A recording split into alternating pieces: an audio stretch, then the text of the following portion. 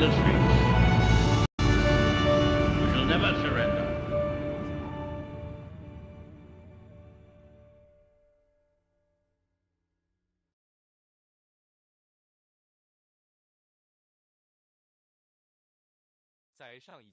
In the last lecture, we talked about the role of air power in World War II, but now let's look at the use of ships and navies. And the striking thing that at the beginning that we notice is that they're very similar in the sense that the war will be decided on the ground, not in the air and not on water, but maybe the ground war will be determined by what happens in the air or on water. And the same concepts reappear, that of supremacy and superiority and then parity.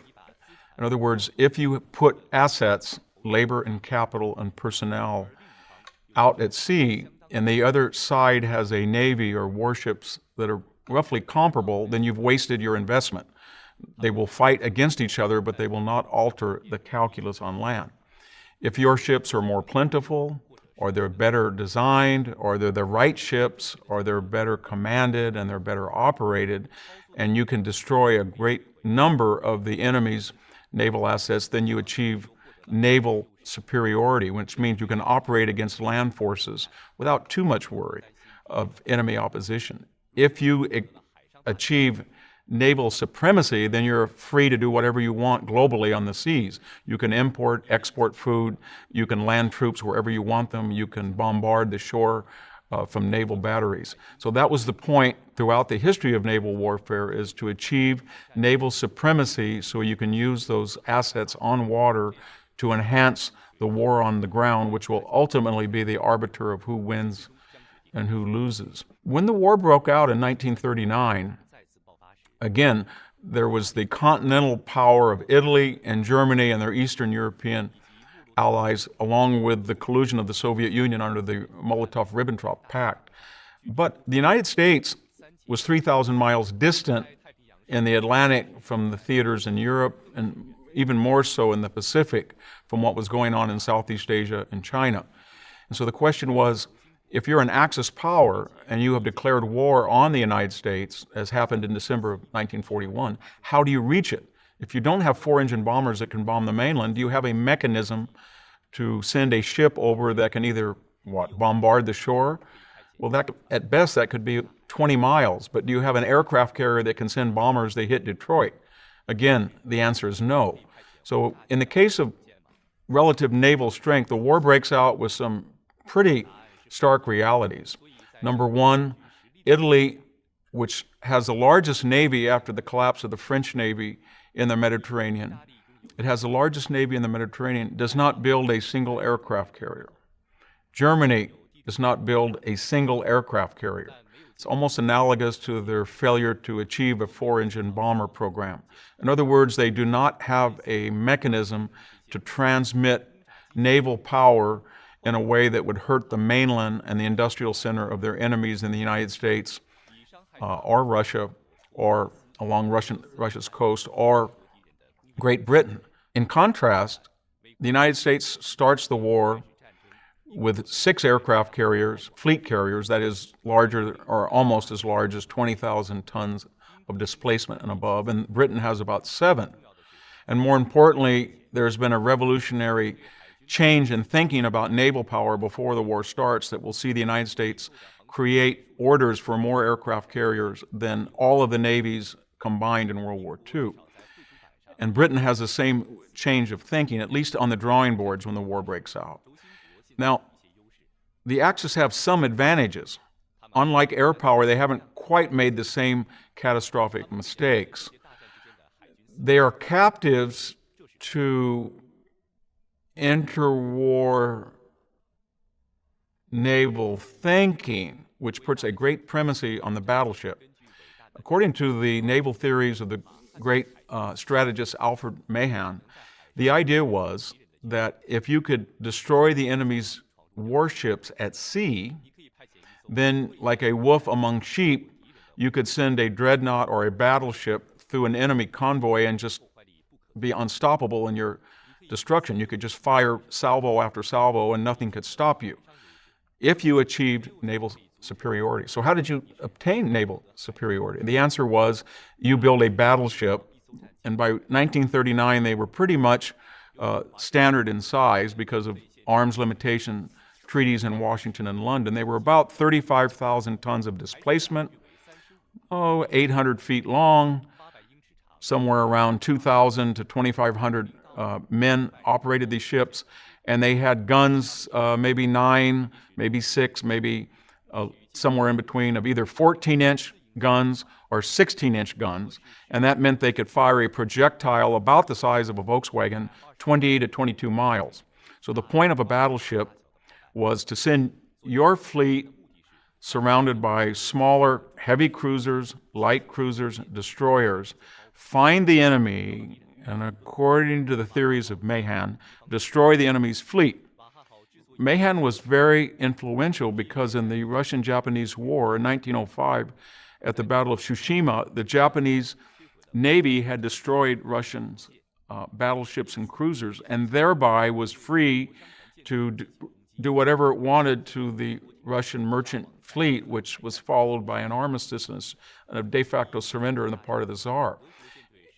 At the Battle of Jutland in World War I, the German fleet actually went out in hopes that it could nullify the British fleet. It did pretty well. It inflicted more damage than it suffered, but it did not destroy British naval superiority, and therefore Britain was still able to conduct a very effective blockade. But the thinking still was, if you want to obtain superiority and therefore export and import or blockade an enemy, you needed better battleships, you needed more of them, and you needed bigger and bigger calibers.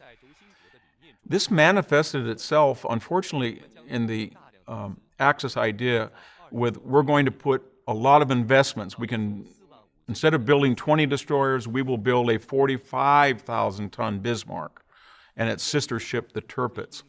And you could build 20 destroyers for the amount of money that went into the Bismarck or the Tirpitz. Or in the case of Japan, we can't build as many ships as the United States, but we'll build the Musashi and the Yamamoto, which are the largest warships in the world at 70,000 tons, and they have, as no other battleship before or since has been able to pull off, they had 18-inch guns. So think of the rationale. The Yamamoto and the Musashi will sit off 24 miles from an American battleship fleet and bomb it at will, and their 16-inch guns will not be able to hit ours. They'll fall a mile or two short. And when the war broke out, people were even envisioning a super battleship class in all of the belligerent navies that would have guns of 20 inches that could fire maybe 26 miles and beat an 18-inch battery of the opponent. Well, you can see where this is going.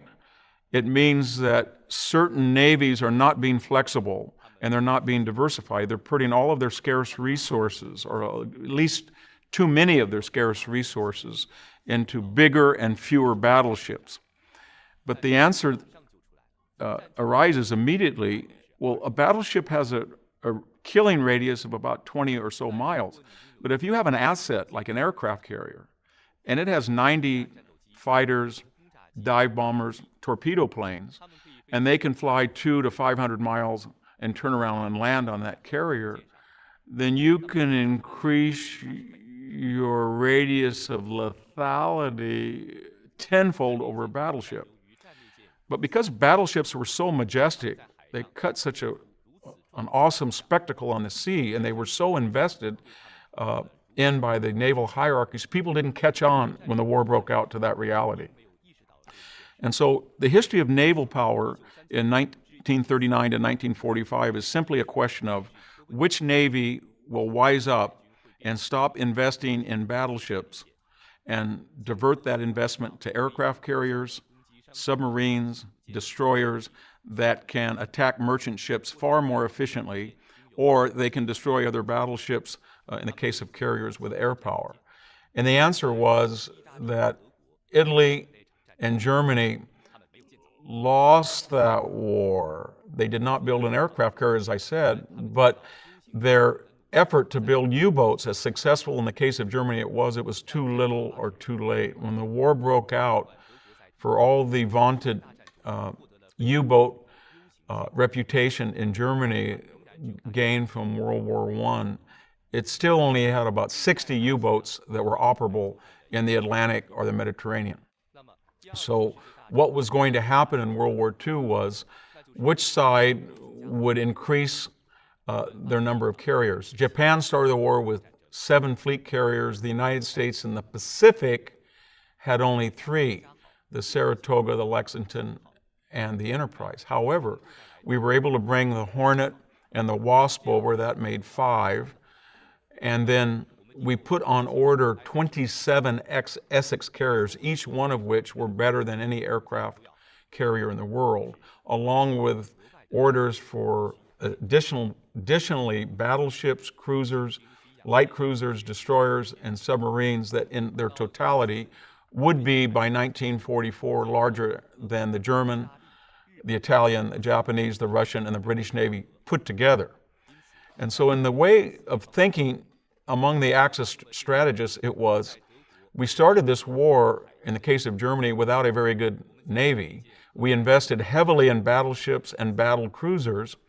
We don't have enough U-boats, and yet we're subject to a blockade, and that's going to affect our strategy. We can go into Russia, perhaps, and get missing ore or food or fuel that we can't import, but if we're really going to damage Britain, and we can't bomb them because we don't have air supremacy, maybe we needed a navy to stop importation to Britain through the Suez Canal and Gibraltar. And so they looked toward Italy, and in the case of America, they looked toward Japan. And one of the reasons that Hitler was so eager to court a relatively weak Italy and a relatively unknown Japan was he was so sensitive to the inability of the German Navy to even achieve parity against the British Navy, and therefore it had no ability to stop Britain, that he magnified the importance of the Italian Navy in the Mediterranean and the Japanese Navy in the Pacific. Germany tried to square the circle of not having aircraft carriers and realizing its mistake in the 1930s of investing too heavily in battleships by going on a breakneck pace to create U-boats. And the idea was, we've got to get not just 100 or 200 or 300, we've got to get 1,000 U-boats at sea. And remember, they could go down to about 300 feet, and they had very successful air compression, compressed air torpedoes, and they could attack in wolf packs. They were pretty adept at initially breaking British naval codes, and the idea was that they could destroy enough convoys coming from the British Empire, specifically Canada and Australia, South Africa, to feed and fuel Britain, that it would give up, even though they could not bomb it into submission. And one of the reasons that Hitler so unwisely declared war in the United States on December 11th was his U-boats commanders were telling him, you know, the Americans are really supplying Britain. And when our U-boats sit off the East Coast and they're in the Caribbean, they see these huge convoys. The cities aren't even blacked out. You can see the neon lights of Miami or Newark or New York. And if we could just declare war on them, even though we only have 10 or 12 U-boats, we could get 50 or 60, and we could wipe out the U.S. merchant marine, and that way starve Britain into submission, because we can't touch these boats because we're not officially at war. And that had an undue influence on Hitler and explains the inexplicable, why after Pearl Harbor he declared war in the United States. It looked like for a minute, just as in the case of the early failures of the U.S. Strategic bombing campaign, that the Axis had the edge. So between January of 1942 and June of 1942, there was what they called a second happy time, a period in which U-boats had the technological edge, they had the strategic edge, and the United States really didn't listen to the British about the importance of convoy, or didn't really know how sophisticated the British had become with radar and sonar. And then, in their own turn, they really didn't understand how to use submarines, even though they had created a brilliantly designed Gato class, which will be followed by the Bellow and Tench class submarines, which were the best in the world by 1944, but we didn't really know how to use them against Japan, much less put them in the Mediterranean with the British to attack Italian shipping.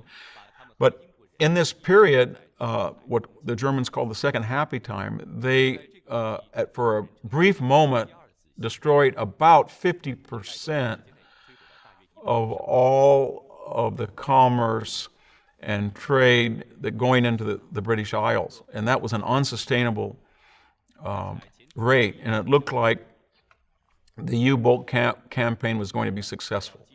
But remember, World War II, as we said earlier, is a story of challenge, counter-challenge, response, counter-response. And so when the Allies looked at this unsustainable loss, they came up with a lot of solutions. One was they improved radar, they improved sonar, they got their hands on German naval codes through the so-called Ultra project, so they were able to predict where the Germans would be. They would be able to predict their tactics because they were reading their codes of attack. Most importantly, they developed a merchant marine building campaign on the so-called Liberty and Freedom ship, where they were able to produce wonderful 10,000 displacement-tonned merchant ships at the rate of about one every 3 days in the Oakland and Seattle shipyards. And so we sort of outbuilt the Germans' effort to destroy what we had in the merchant marines, and even at the greatest period of German success in destroying Allied shipping, we were creating more tonnage of merchant marine than they were trading. A second thing that was going on, though, was when Germany decided that its battleship fleet was not obtaining results, it sent the Bismarck out in 1941, and it sent the Tirpitz out and some of its accompanying battle cruisers without air supremacy or even air superiority. And what happened was, by May 1941, aircraft carriers were instrumental in sinking the Bismarck, and the Tirpitz was relegated up to the fjords in Scandinavia and never played a substantial role. So there was a reminder to Hitler that even though you have created the best battleships in the world, there weren't enough of them, and they were not aircraft carriers that could supply air protection, and you did not coordinate your air on the continent to protect these ships at sea. And so we're in a period of revolutionary activity in 1941. A couple of other examples. When the war broke out, the United States lost 8 ships that were either sunk or submerged on battleship role in Pearl Harbor. But these were mostly antiquated ships. They were slow, and the Japanese had not found our 3 carriers. So as dramatic and as grievous those wounds were on December 7th through 2 raids, and they were accomplished only by the use of 6 Japanese carriers, they attacked a fossilized or ossified asset. Not only were battleships not the wave of the future, but we had new and much better battleships and much faster on order. And so there were indications that the battleship already was obsolete. Another good example is on December 8th, and in the subsequent week, the British sent their pride of their fleet, a battleship and the battleship cruiser Repulse, into Singapore, as if their magnificent 14 and 15-inch guns would so impress the Japanese that they might think twice about invading Singapore. And in fact, over 80 Japanese bombers from Indochina bases destroyed both of those capital ships and reaffirmed the lesson learned at Pearl Harbor and learned in the Atlantic that a battleship or a battle cruiser without air superiority is almost helpless, and that huge investment is wasted, and is a reminder that you would have been better to build an aircraft carrier or a destroyer. And by that suggestion of a destroyer, I mean 300 or 400 destroyers rather than 10 or 12 battleships, than invest in these sort of dinosaurs of the sea. If you look at the strategy then of naval fighting in World War II, it's pretty easy to understand. And it boils down to Germany thinks it's going to use its Navy to blockade Britain and starve it out, and then eliminate, after June of 1940, the only enemy that's left. Remember, all of Europe, the present-day EU, is under occupation. Soviet Union has not been invaded yet. The United States is isolationist, is not participating in the war. There's only Britain. The air war, the so-called Blitz, has failed to bring Britain to its knees. The surface campaign of using the Bismarck or the Graf C or the Prince Eugen to go out and get into the middle of a convoy has failed. The ships have either been sunk or they're confined to their ports. The U-boat campaign looks like it for a while it might work, and then British technology and know-how has nullified it. A German camera aboard a U-boat records an attack. The Nazi crew is tense as they come to the surface for another shot.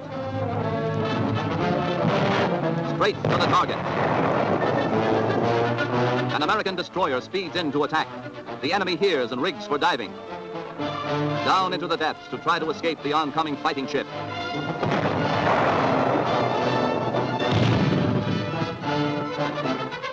Depth charges are dropped in a deadly pattern.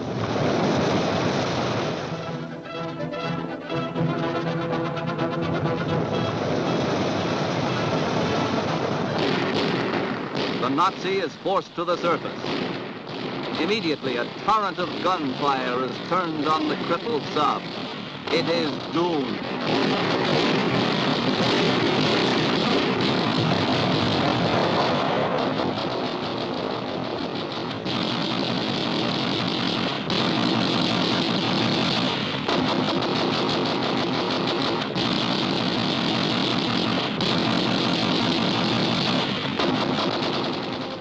The destroyer sends a rescue boat for survivors. And so ends a camera thrill and its aftermath. And so what's left as far as the German Navy? And the answer is not much at all. After 1943, the U-boats are pretty much impotent. They're being destroyed at a faster rate than they're being produced. There is no longer a German surface fleet. And Germany's great hope in the Italian fleet in the Mediterranean has sort of been dashed. Remember, the Italians, after the destruction of Free France, that is, in June of 1940, the wonderful French fleet, the fourth largest fleet in the world, has now been neutralized. It's confined to ports in North Africa. The British are forced to destroy it. And for a brief moment, Mussolini has 6 battleships, 20 cruisers. He has naval superiority inside the Mediterranean.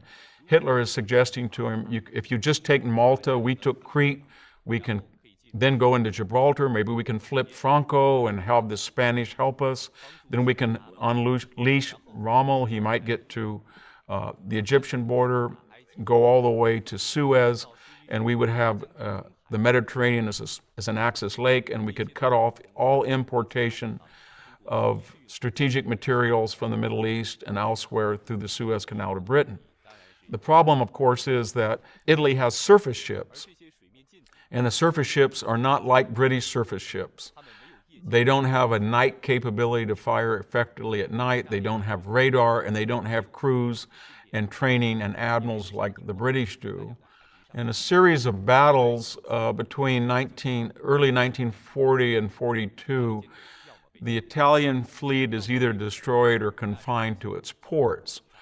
At that point, there is no longer an Axis naval war after 1943. If you're a German submariner or you're in an Italian destroyer and you go out on the Mediterranean, a British ship is going to sink you or a British-based bomber is going to destroy you. If you're in the Atlantic after 1943, you are going to have no success attacking a convoy and you're probably going to eventually be sunk. At the end of the war, about 75% of the German U-boat fleet, which translates into about 40,000 German sailors, are going to die. And yet, that was the great hope of Germany's naval efforts in World War II. To sum up, if we were to look at World War II on water around 1944, let's say around November, there is no naval warfare. The British and American fleets have absolute, not naval superiority, but naval supremacy. They can land ships and troops and ports. They can build anywhere they want in North Africa. They can land troops in Italy. And on D-Day, the Germans can't even put a credible naval force to stop. Some 7,000 ships of various sizes and sorts are going to land troops on Normandy, and they're subject to an economic blockade. And that's what Mahan had originally suggested in his theories of naval supremacy. In other words, once you have control of the water, you can affect the course of fighting on land, and that's what happened in Europe in 1944. There was a little bit more trouble in the Pacific theater for a variety of reasons. Beloved dead, each of us gathered here today, safely sheltered. We remember the graves far away, nurses, soldiers, children of Pearl Harbor. But remembering is not enough. Hating is not enough. Sacrifices. Yes, no matter what. When the war breaks out, Japan had the third largest navy in the world, but most importantly, it had the second largest carrier fleet. And in some ways, if you count all classifications of carriers, it was superior to the British carrier fleet. And more importantly, its bases in the greater East Asia co-prosperity sphere were much more conducive to Pacific warfare than was Pearl Harbor or San Diego or London. In other words, at Rabaul or Truk or Singapore or Manila, after Japan had taken these key American and British bases, the Japanese Navy was going to be very hard to get out because of questions of supply and logistics. You had to send an American fleet to save Australia all the way to Guadalcanal, or you had to send them beyond Hawaii to Midway, or you had to send them all the way off the coast of New Guinea to the Coral Sea.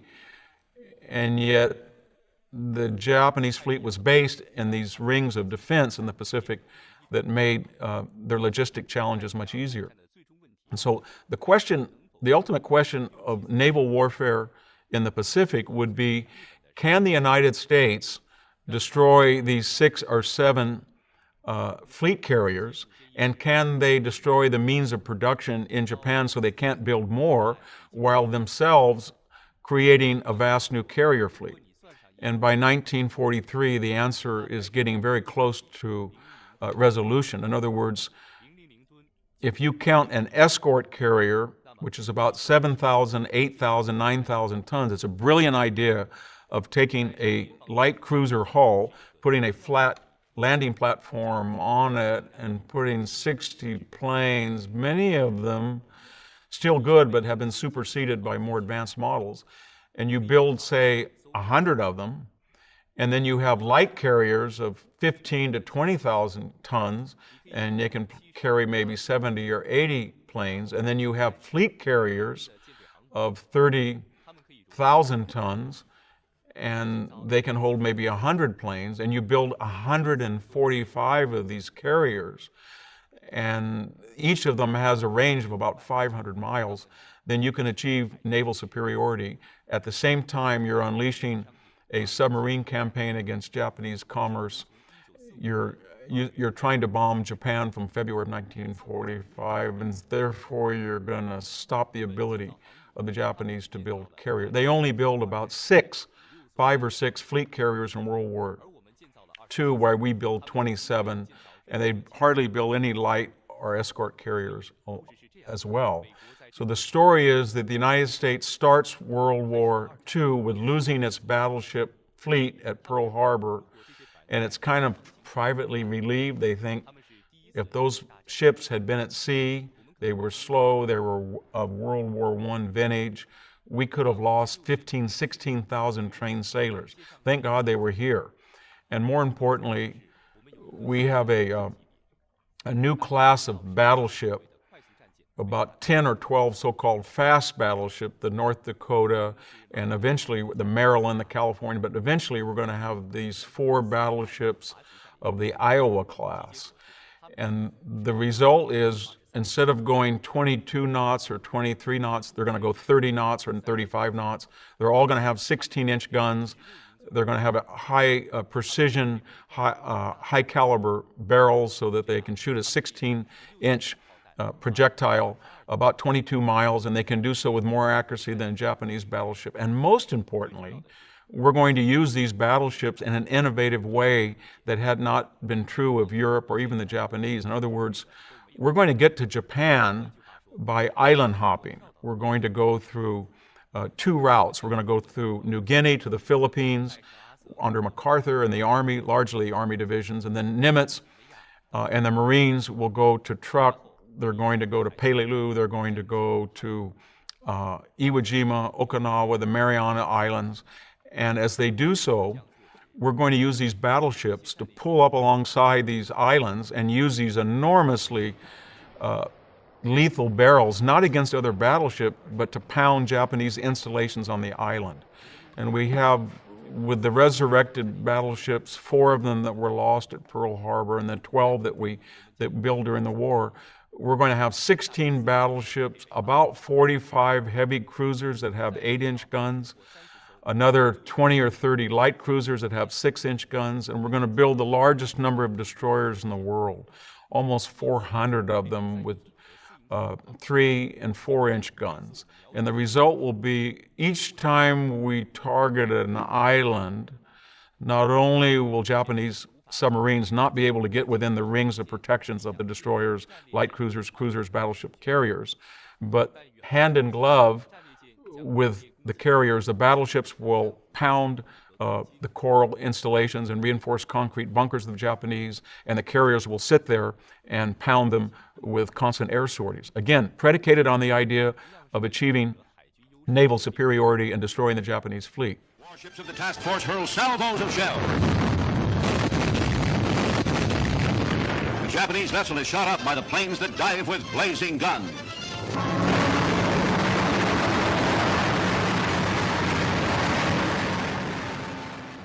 How then did the United States and Britain achieve naval superiority in the Pacific? And the answer is multifold. The first thing to remember is that, as we discussed earlier, the naval war against the Germans and the Italians is essentially over in mid-1943.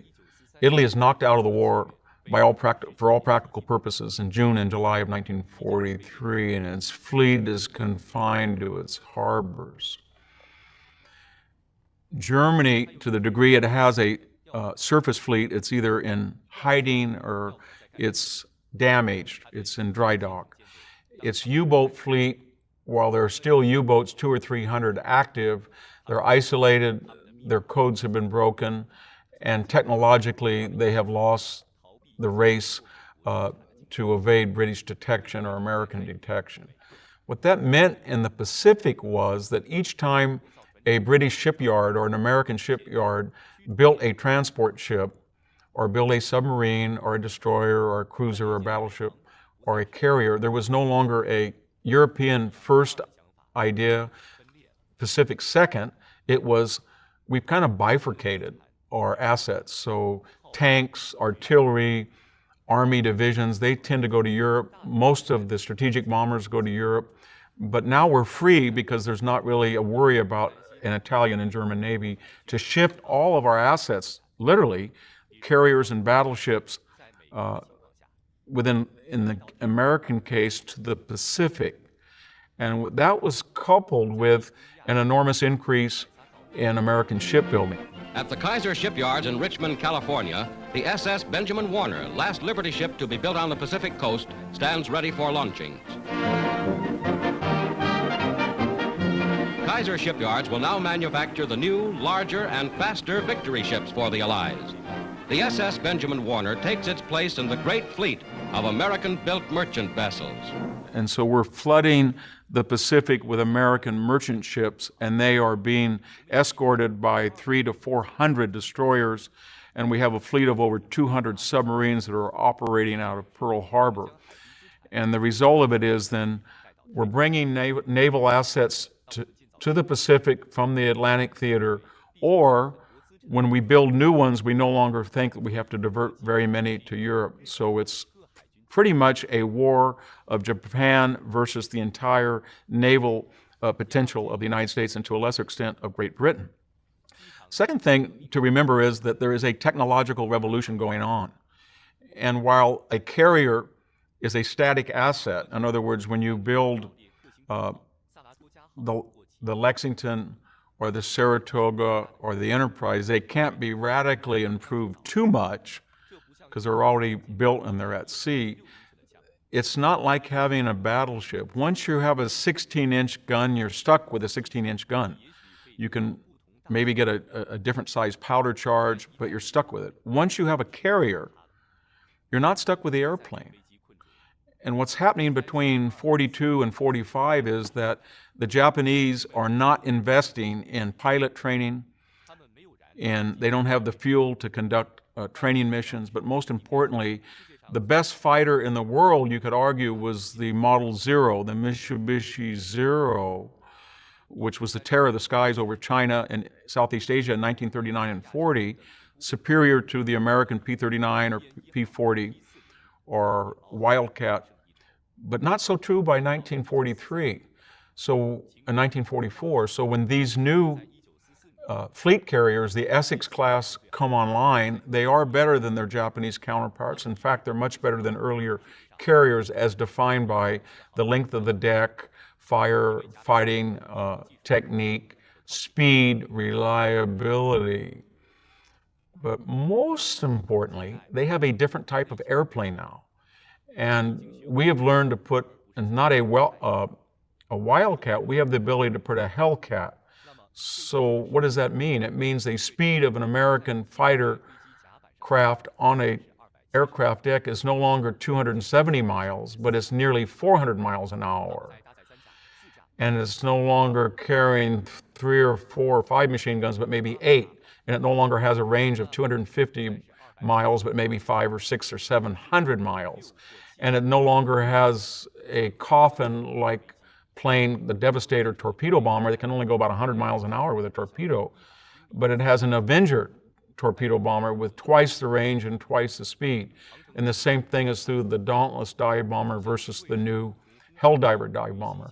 So what's happened in this revolution is suddenly the carriers are all over the Pacific, but their lethal arm, their air arm, has been reinvented as something that is just so superior to the Japanese that anytime a Japanese carrier encounters an American carrier, it's going to lose. And you can see it in the progression of naval battles. So take after Pearl Harbor, in the first 6 months, when the Japanese have superior planes and they have 6 carriers and we only have 3 that are operable, for the first 6 months, the kill ratio off Singapore, if you count Pearl Harbor, or battles in the Java Sea or on the Indian Ocean, is about 20 Japanese.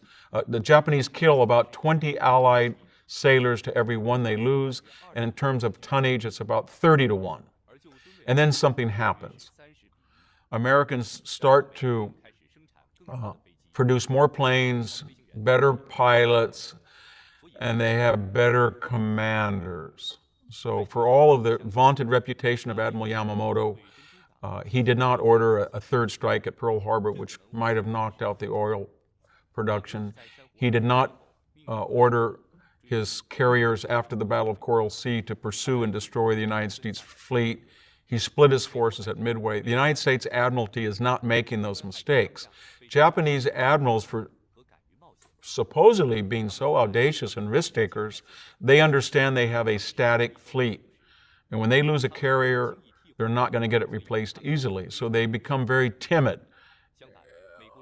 By the opposite token, the Americans become very, very aggressive and risk-taking because they know they're going to have more and more carriers to replace any that are lost. At the first battle, the major battle at Coral Sea in May of 1942, the Americans get a draw, which is pretty incredible. Just 6 months after Pearl Harbor, after all of these devastating losses at sea that the Allies have incurred, they sink a Japanese carrier and they damage another Japanese carrier, the Sokaku. And then they lose the Lexington, but the Yorktown is allowed to escape. It limps home to Pearl Harbor. And then a wondrous thing happened that's reflective of the entire dilemma for the Japanese Imperial fleet. Whereas the Yorktown is almost sunk, it goes into Pearl Harbor, and then within 72 hours, they literally shut down the power grid of Honolulu and rebuild the carrier at least enough to get out to sea. But Japan takes its damaged carrier and puts it in Yokohama for 6 months.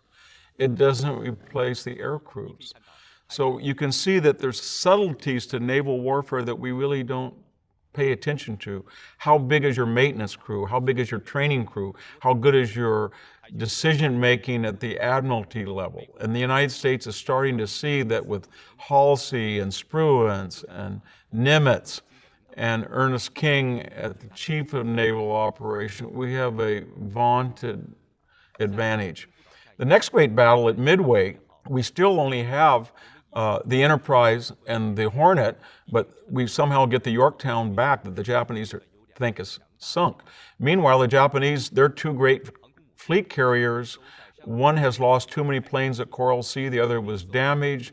They're in port, so the advantage is not so great. It's now 4 Japanese carriers against 3 American carriers. Even though the Japanese have perhaps better planes, more carriers, and more subsidiary ships, they cannot take the island of Midway.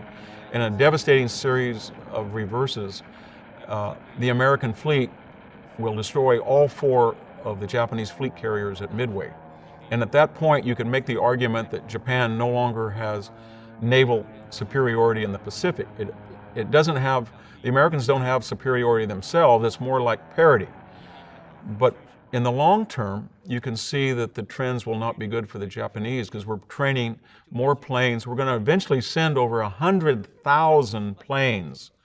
Think of it, 100,000 planes to the Pacific to be based at bases and on carriers. The Japanese in this time frame will build about 10,000 for carrier and land-based operations. And so in 1942, you're starting to see a change. And then in 5 key naval battles in succession in the fall of 1943 off Guadalcanal into 43, the Americans will essentially, even though they will lose 2 more carriers, and with the Lexington gone and the Yorktown gone and the Hornet will be sunk and the Wasp will be sunk and the Saratoga will be torpedoed for a brief moment, the Japanese are excited that only the Enterprise seems to be out there and it's wounded. What they don't quite understand is, as I said, there's 27 Essex carriers that are now going to start to appear. But in recompense for that, they have lost a number of cruisers, they have lost a light carrier, they have lost a number of destroyers, and they've lost Guadalcanal. As 1943 starts, the American submarine fleet fixes its torpedo problems. It gets new classes of submarines. It's allowed to venture further and further from Pearl Harbor. And you're going to start to see the effect of these tactics, these new ships, and especially new Hellcat fighters, Avengers, and Helldiver dive bombers. And in a series of battles in 44 off the Mariana Islands, we notice the great Mariana Turkey shoot, and then at Leyte Gulf off the Philippines, the United States Navy will basically destroy all of the naval air capability of the Japanese Imperial Fleet. And a series of submarine attacks and air attacks, by the end of 1944, the Imperial Navy is rendered combat ineffective. Now, what does that mean? That means while there's still a few submarines, it means that every time the U.S. Marines and Army decide to take an island, there's not going to be a Japanese plane appearing out of the skies to bomb a transport ship, an amphibious ship. When Americans land at Iwo Jima or Okinawa, they're not going to be strafed by Japanese planes.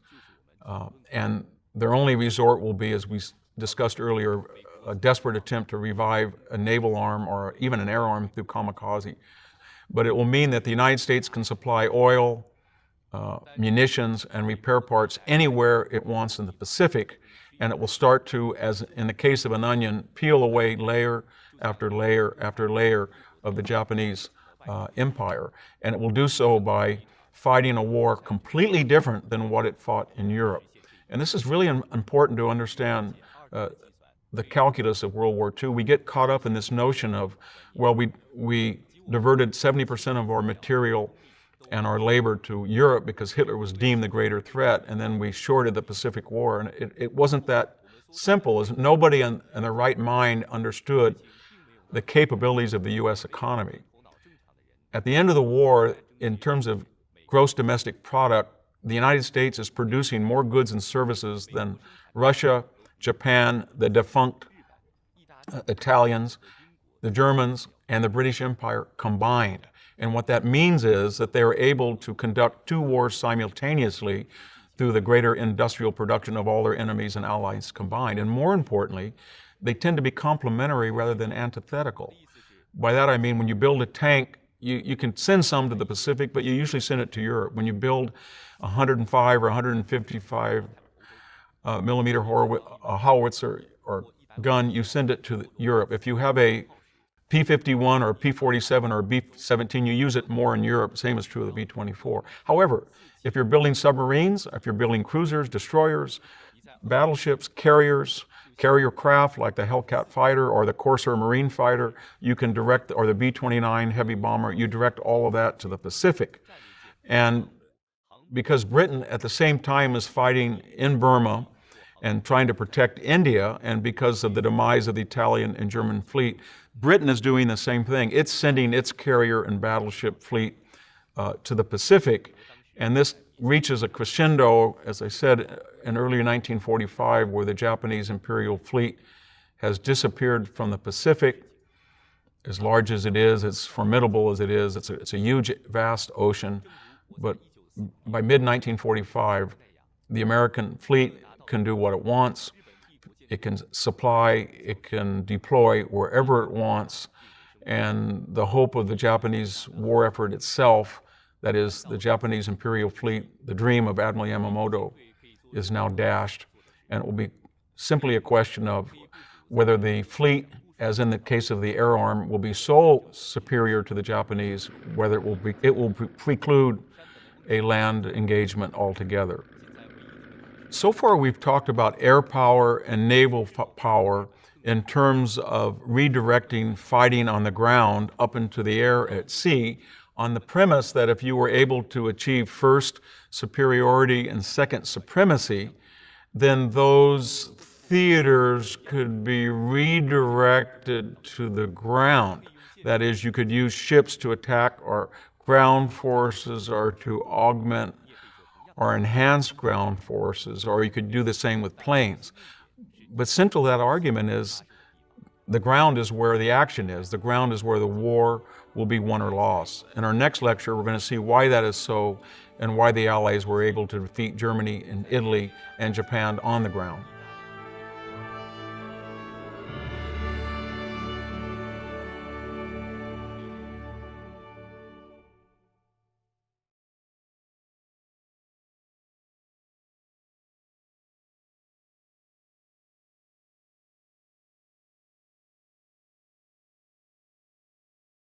When the war broke out in 1939, again, there was the continental power of Italy and Germany and their Eastern European allies, along with the collusion of the Soviet Union under the Molotov-Ribbentrop Pact.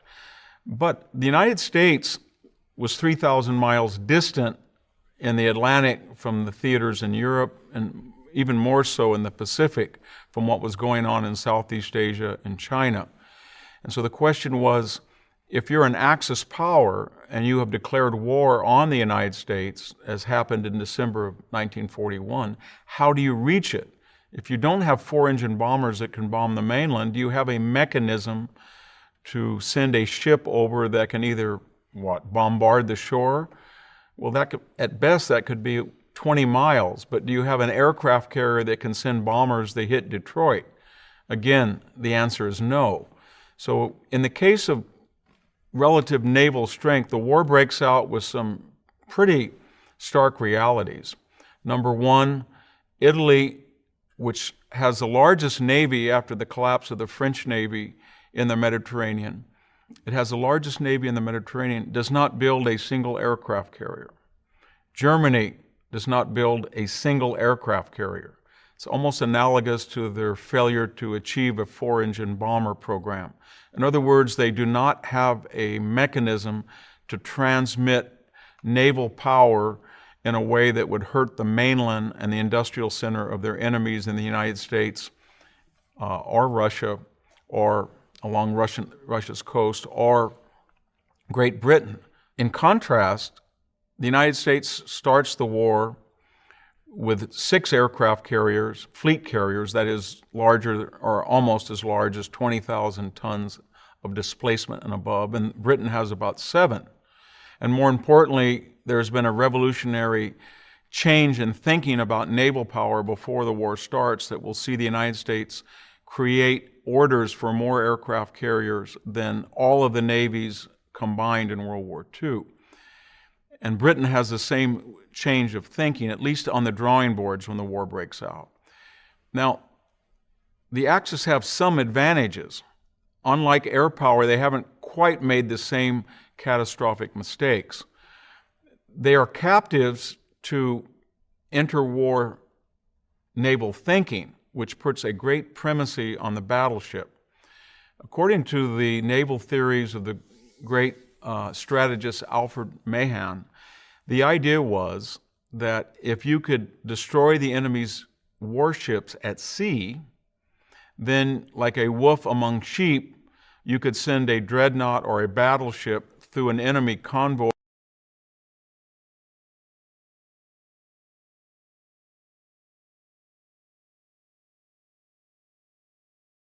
and just be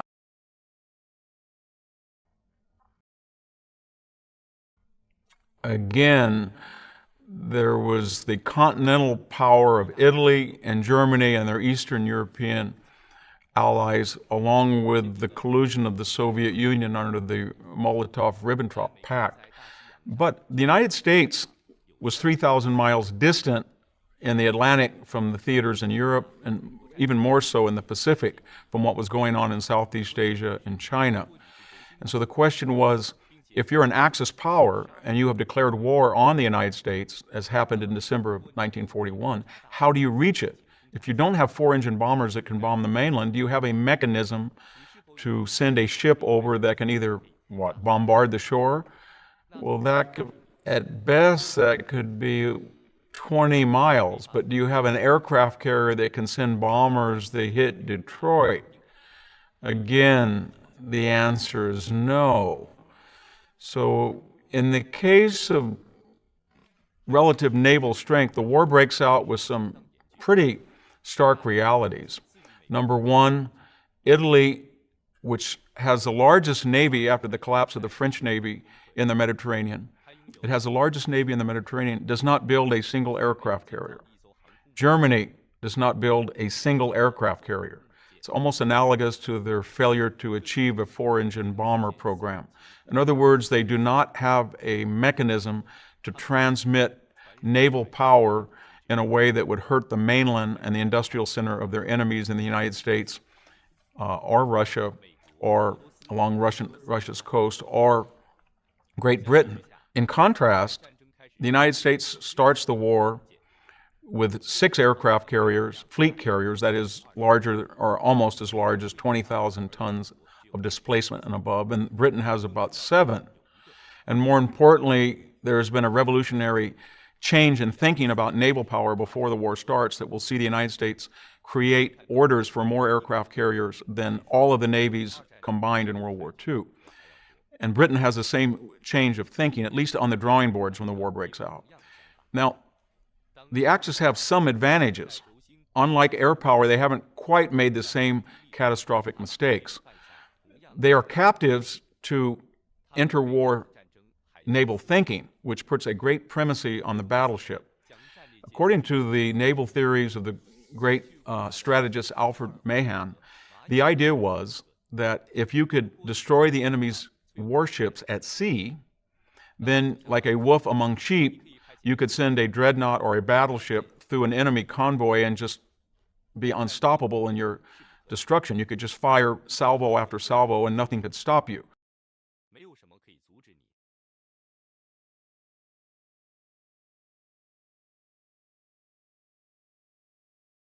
Once trench warfare ossified conflict on the Western Front in World War I, there was a desperate need to break up that slog, that quagmire. Part of the solution was in air power, but the British had discovered at Cambrai that if they made a vehicle with an internal combustion engine and they armored the sides and put a machine gun or a small cannon on it, then in theory you couldn't stop it. It would run over men and their bullets would bounce off.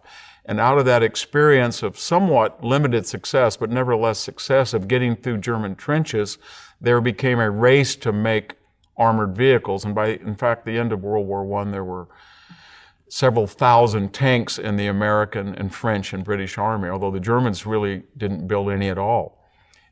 During the period between World War I and World War II, the idea of tanks as sort of the mother of all weapons on the battlefield took hold, and it was analogous to prophets of air power, prophets of strategic bombing, just as people like Billy Mitchell and Duet in Italy had said, the bomber will change warfare. There were people in Britain, Liddell Hart, General Fuller, people in Germany, Hans Guderian, who said, no, what will change warfare is an armored vehicle that's reliable on the ground, and it will plunge through enemy lines and adjudicate all ground fighting. It was kind of analogous to the idea of the primacy of the battleship. Unleash a battleship, once it destroys its counterparts, it gets in like a wolf among sheep in a convoy, and there's nothing around that can stop it. It'll just blow apart ships that are transporting needed materiel. And the same thing would be true on the battlefield. Once you have a tank force that bursts through the enemy's formations, how can you stop it? And it will just go on ad infinitum and take territory and win the war outright. This was very influential when World War II started. Nobody quite knew what a tank should be, though. So if you looked at tanks and the relative militaries, they were quite different. Should a tank have one cannon or two? Should it be like the Char B tank in France or the American Lee and Grant that had two cannon? Should it have a 30 caliber machine gun or a 50 caliber machine gun or maybe 3 machine guns in addition to the cannon? Should it have narrow tracks and sort of go faster, or wide tracks and it would be more stable? Should it have sloped armor that would make it a little bit more uncomfortable inside the tank but provide greater protection, or straight sides? How big should the turret be? Should it have 2 men, 3 men that can help?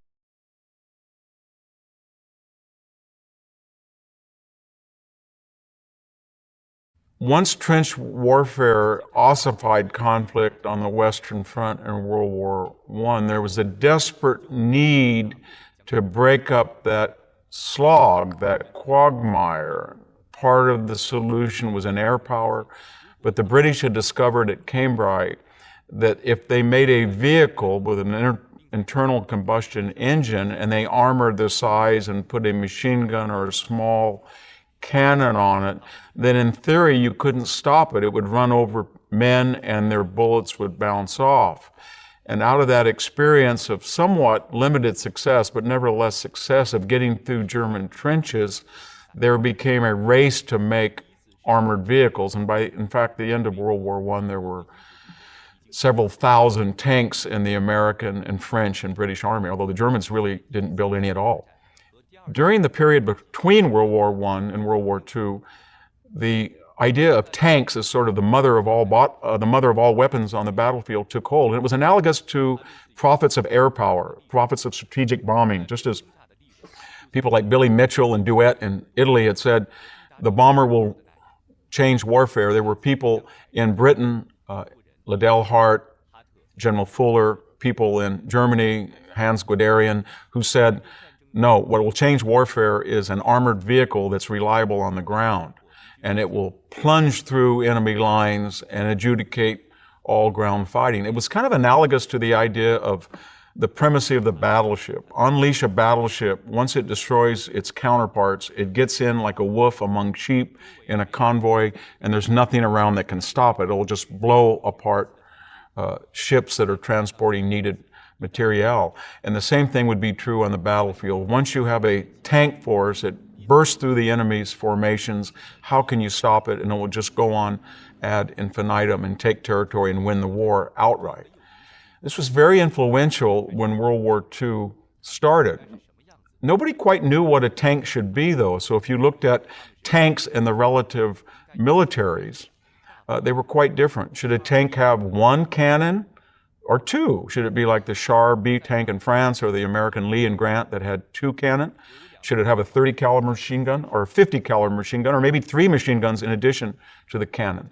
Should it have narrow tracks and sort of go faster, or wide tracks and it would be more stable? Should it have sloped armor that would make it a little bit more uncomfortable inside the tank but provide greater protection, or straight sides?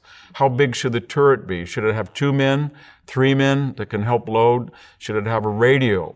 Should it have a diesel engine, which would provide more reliability? And diesel fuel, although you get fewer gallons per barrel of oil, is a little bit cheaper as a first stage of refinement, and it has better mileage than a gasoline engine, and it's not as likely to ignite when the tank is hit. Or should have gasoline that you get more gallons of gas per barrel of oil, but more importantly, gas is easier to start in the winter, in winter operations.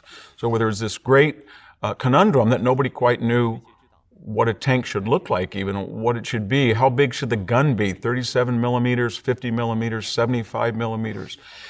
Those challenges were, by 1945, as we saw with airplanes and ground soldiers, they reached another consensus. So as the war got into sophisticated armor operations, especially on the eastern and western fronts, by 1944 there was I guess we could use the term tank. There was a standard vision that all sides shared about what would be the most successful tank. It should be somewhere between 25 and 30 tons.